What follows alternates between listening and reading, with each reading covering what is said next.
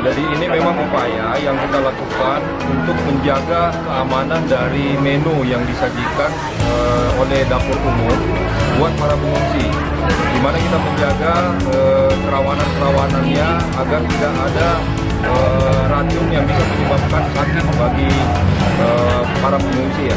Di mana di dalamnya kita akan cek nanti nitrit, kemudian arsen, formalin, dan juga cyanida.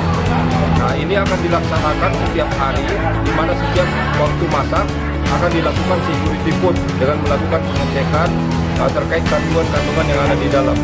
Dengan harapan pada saat dikonsumsi oleh para pengungsi, ini nanti aman dan tidak akan menimbulkan efek penyakit.